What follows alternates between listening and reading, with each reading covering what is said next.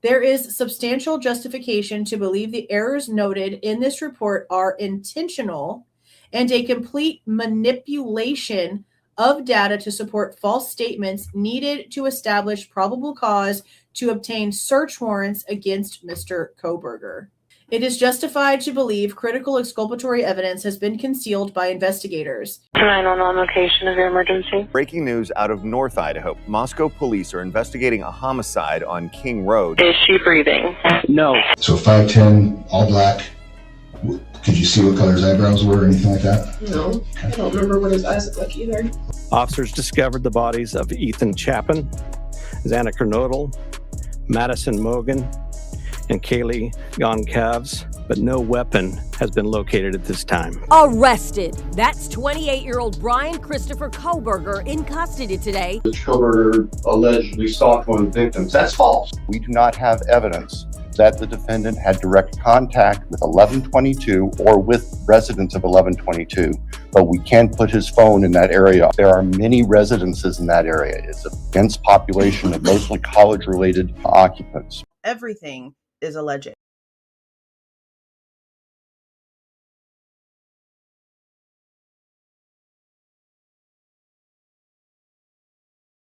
Slide 29 lists 13 dates and times that reportedly coincide with Mr. Kohberger's device connecting to the tower, providing coverage to within 100 meters between 10 p.m. and 4 a.m. This is complete misrepresentation of data and acceptable analysis methodologies. The AT&T records provide detailed information on what is known as time on tower.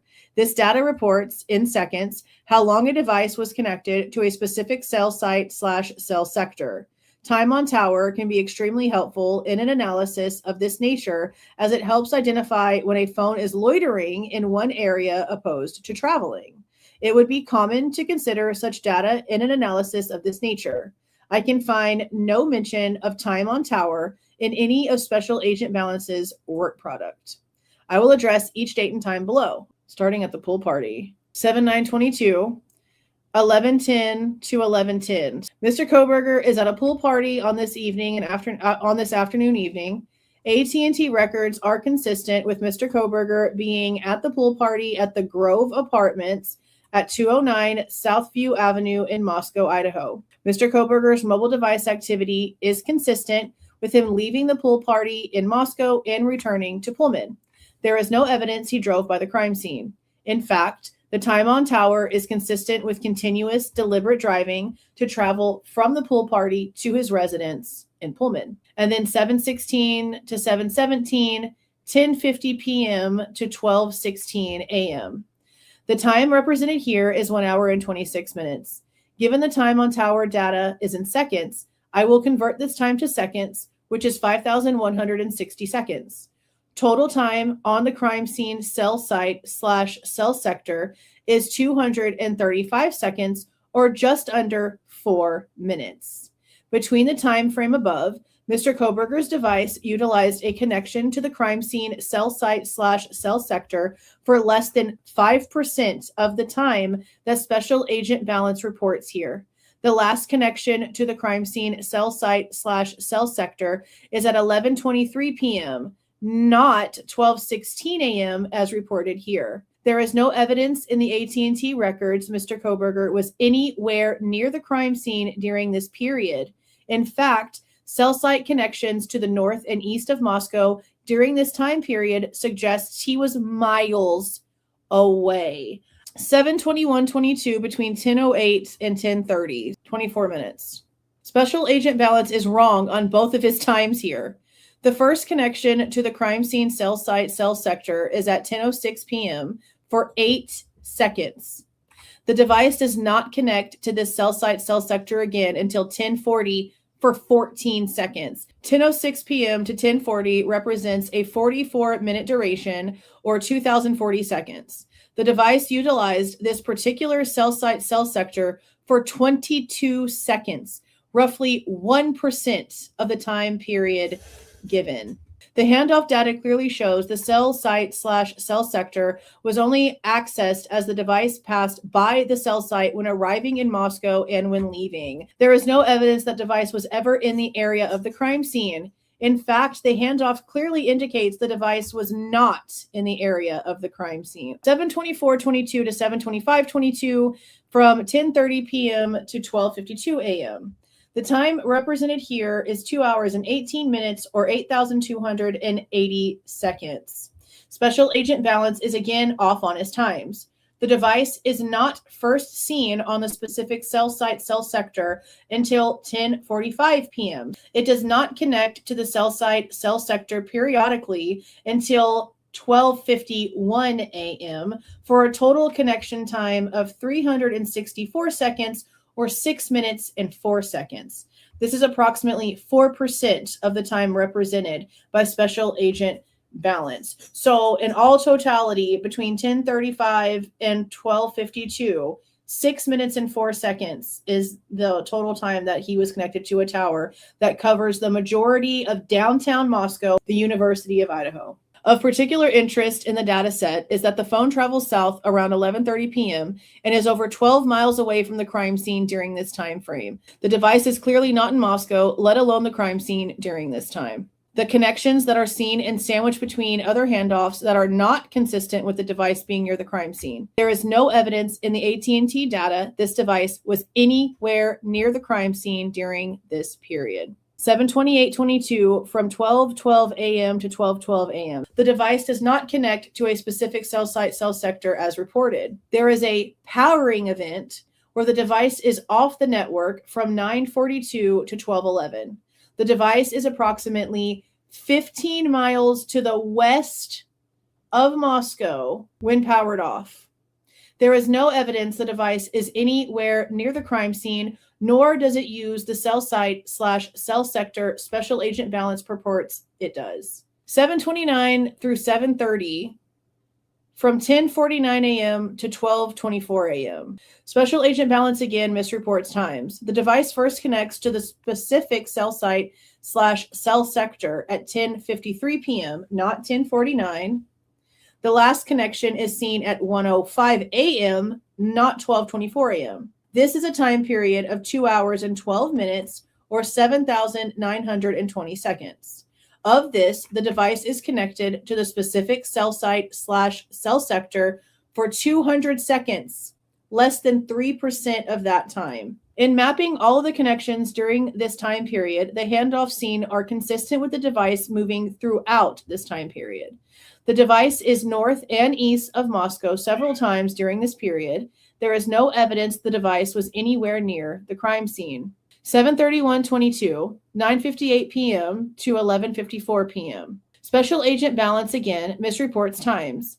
The device is first seen on the specific cell site / cell sector at 11:03 p.m., not 9:58 p.m. It appears Special Agent Ballance failed to analyze the sector data and counted a connection to the specific cell site, but different sector in his analysis. This error caused him to be more than an hour off on a 2-hour time frame, which is a significant error. The last time the device connects to the specific cell site / cell sector is 12:12 a.m., not 11:54 p.m. The total time after correcting Special Agent Ballance's error is 69 minutes or 4,140 seconds. The total time the device spent to the specific cell site / cell sector is only 465 seconds, or roughly 11% of the time. When analyzing handoff data during this time, the device is clearly moving about Moscow to include locations to the north and the east. There is no evidence in the records the device is anywhere near the crime scene. 8:2:22 to 8:3:22 from 10:48 p.m. to 12:47 a.m. He says this over and over and over again about misreporting the times. Special Agent Ballance misreports times. The device is first seen on the specific cell site / cell sector at 10:51 p.m., not 10:48. The device last connects to the cell site / cell sector at 1:04 a.m., not 12:47 a.m. The period of time between the first and last connection is 2 hours and 13 minutes, or 7,980 seconds. The total time spent to the specific cell site / cell sector is 930 seconds, or roughly 11% of the time. In analyzing the handoff patterns, the device is moving throughout the Moscow area during the time. and there is no evidence in the records of the device being at the crime scene. August 4th through August 5th, from 10:39 p.m. to 1:24 a.m. Special Agent Ballance misreports times. The device is first seen on a specific cell site/cell sector at 10:41 p.m., not 10:39 p.m. The device is last seen on the specific cell site at 1:12 a.m., not 1:24 a.m. The total time after the corrections is 2 hours and 31 minutes, or 9,060 seconds. The total time the device spent on the specific cell sector was 1,971 seconds, or just under 33 minutes. This is about 22% of the time. Someone just joined. In analyzing the handoff data in this time frame, there is a clear handoff hysteria occurring between specific cell site/cell sector and cell site 420523 and 504. This indicates the device is in an area where all three of these cell sites provide coverage, an area of overlap shared between the three cell sites. Based on the FBI drive test, my drive test, and Special Agent Ballance's claims on slide 26 through 28, a device would not experience this handoff hysteria at or near the crime scene. 8/6/22, 12:52 a.m. to 2:32 a.m. Special Agent Ballance misreports times. The first time the device is seen on the specific cell site/cell sector is at 1:01 a.m., not 12:52 a.m. The last time the device connects to the specific cell site/cell sector is 2:27, not 2:32. The correct time span is 1 hour and 26 minutes, or 5,160 seconds. The total time spent on this specific cell site was 1,562 seconds. This represents roughly 30% of the time. In analyzing the handoff patterns seen here, similar to the previous time period, there is a handoff hysteria that indicates the device is moving and is not at or near the crime scene. 8/7/22, from 12:01 a.m. to 12:09 a.m. Special Agent Ballance misreports times. The device connects to the specific cell sector at 12:05 a.m. for 57 seconds. There are no other connections to this cell site or cell sector. The connection is most likely due to the device entering Moscow around this time, in which it passed directly under the cell site. There is no evidence in the records that indicates the device was at or near the crime scene. 8/14/22 to 8:15, from 11:48 p.m. to 12:27 a.m. Special Agent Ballance misreports the time.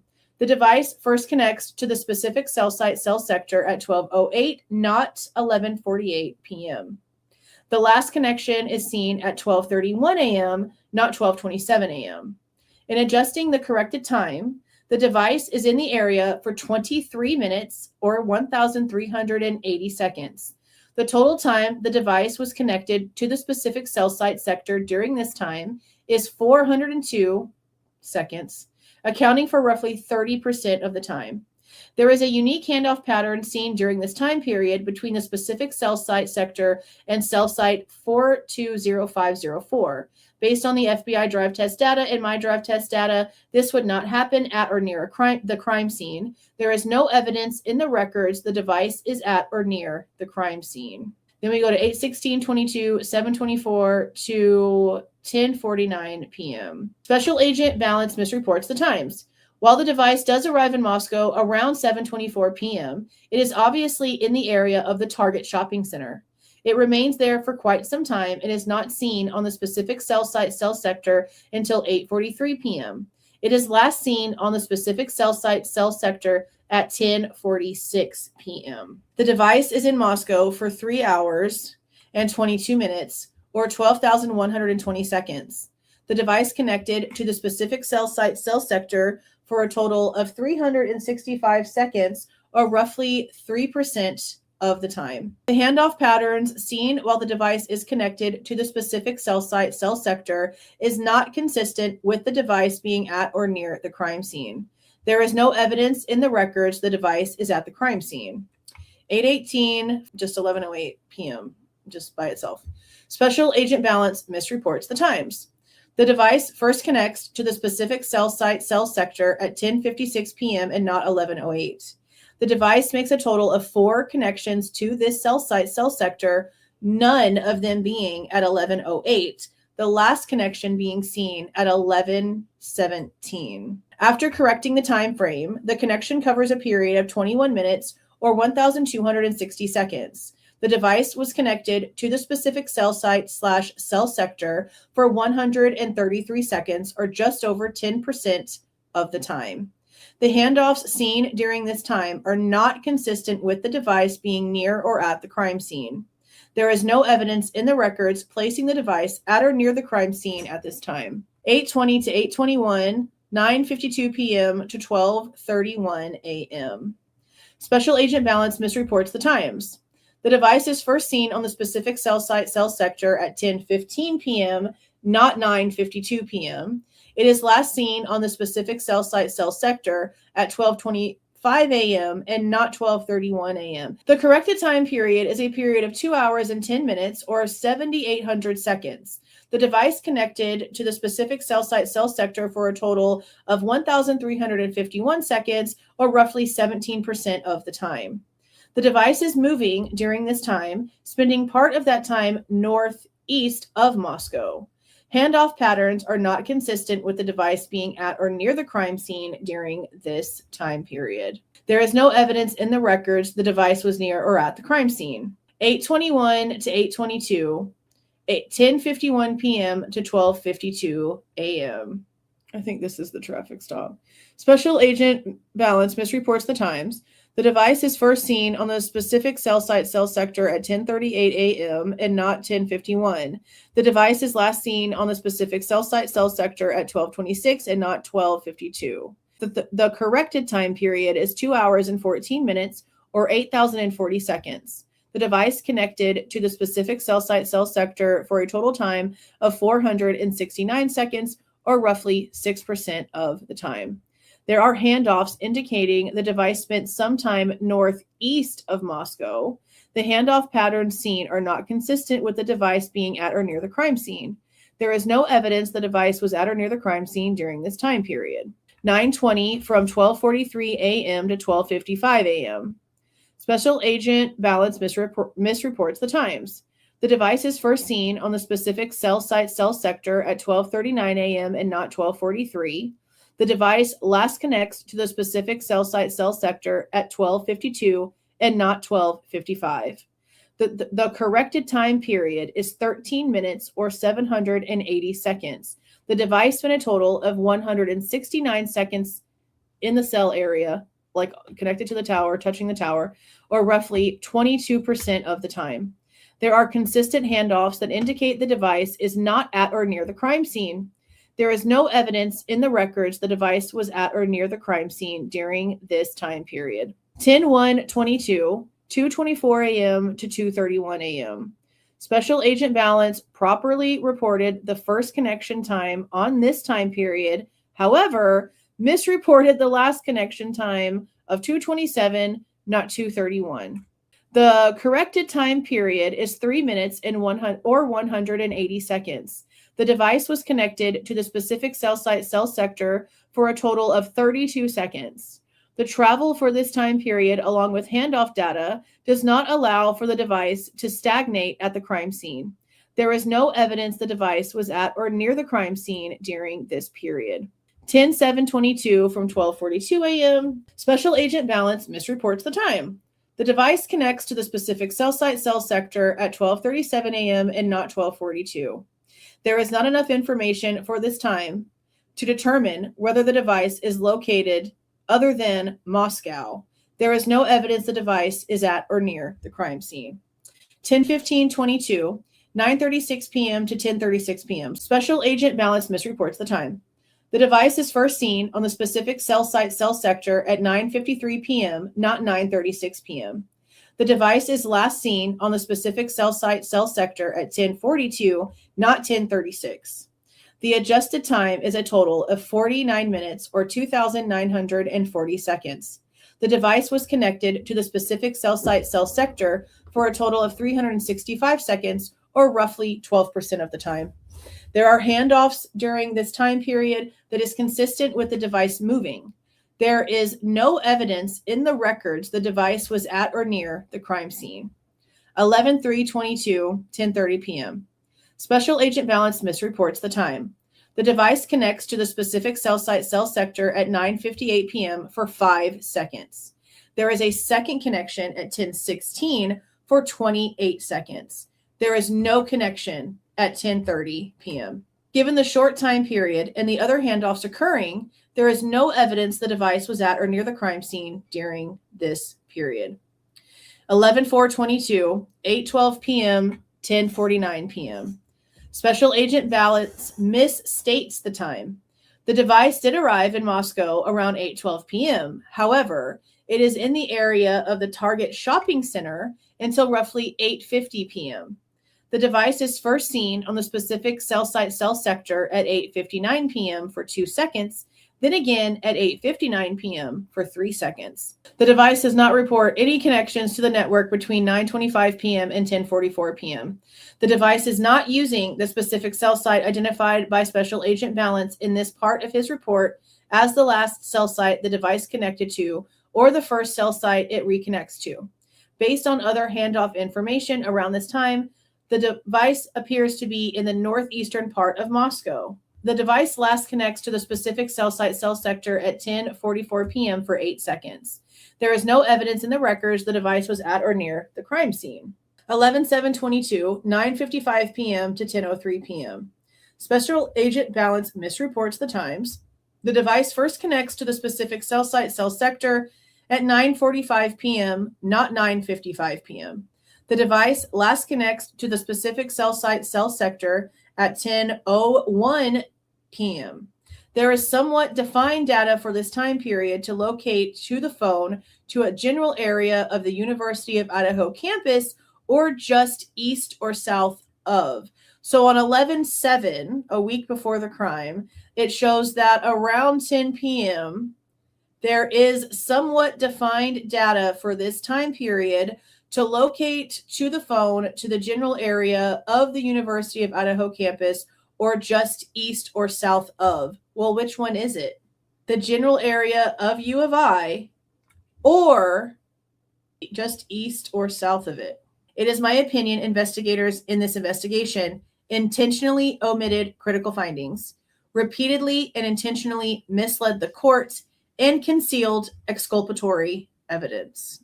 As a subject matter expert in this field, who has testified in over 100 times as a state witness on behalf of the prosecution, I have never seen such a deviation from established standards and best practices by a subject matter expert as what I have seen by Special Agent Ballance's final cast report. This report was peer-reviewed by Special Agent whatever his name is. The idea that both qualified and competent subject matter experts missed these errors is inconceivable. There is substantial justification to believe the errors noted in this report are intentional and a complete manipulation of data to support false statements needed to establish probable cause to obtain search warrants against Mr. Kohberger. It is justified to believe critical exculpatory evidence has been concealed by investigators. This would include Mr. Kohberger's AT&T timing data and other geolocation data that would be sought as a standard operating procedure, yet somehow was overlooked in this investigation. The absence of this data in an investigation of this nature with the resources available to investigators is beyond unusual. It is simply inconceivable. If you like the way that I present this information and give my opinion, please don't forget to leave a like on the way out, subscribe to the channel if you have not subscribed already, and please don't forget to make sure that the notification bell is set to all so you don't miss any of my rants, reviews, reactions, updates, or deep dives. See y'all.